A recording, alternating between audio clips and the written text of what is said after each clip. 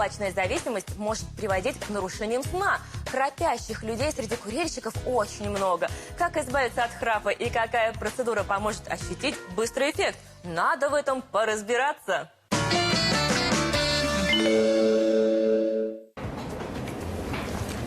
Добрый день. Здравствуйте. Проходите, пожалуйста. Слушаю вас, что вас беспокоит? Ну, дело в том, что жена говорит, что я это сам не чувствую, но вот жена говорит, что я ночью храплю, постоянно толкает меня.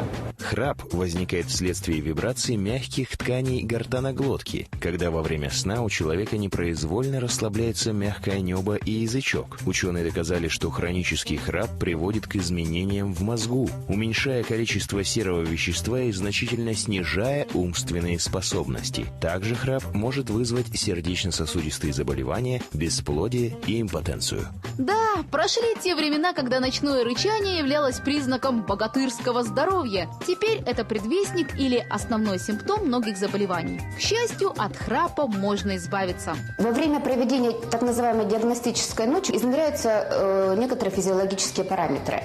Это поток воздуха через нос, это непосредственно остановки дыхания есть или нет, какой промежуток времени они занимали. Мы можем посмотреть, сколько их было за ночь. У некоторых пациентов с тяжелой формой бывает до 500, даже до 600 остановок дыхания. Плюс анализируется положение тела, измеряется сердцебиение. В общем, изучается все то, что впоследствии поможет поставить точный диагноз и назначить лечение.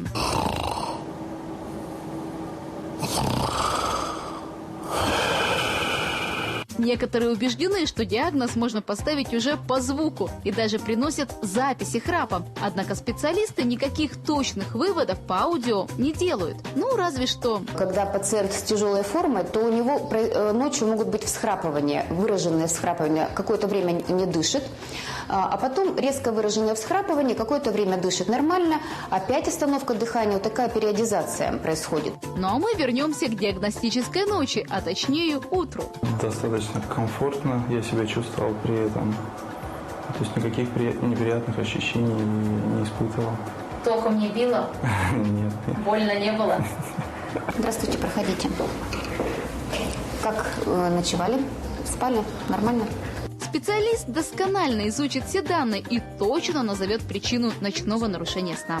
И вот обратите внимание, вы уснули где-то примерно около часа ночи, и в 1:26 уже наблюдались остановки дыхания. Если степень храпа является легкой, назначается пластическая операция или специальная зарядка. Осложненные формы поможет победить СИПАП-терапия. Масочка силиконовая одевается на нос.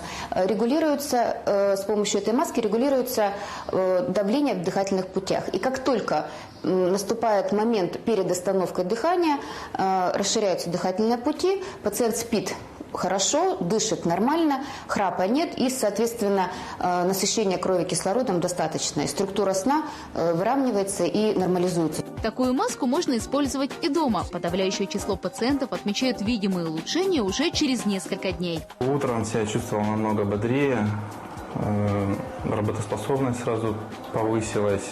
Ну и тут так уже не засыпал за рулем. Диагностическая ночь стоит порядка 3000. Сюда же входит ночь, сама ночь диагностическая со всей аппаратурой. И расшифровка сна с назначением лечения. Избавляйтесь от храпа, и тогда дыхание будет ровным, здоровье крепким, а сны приятными.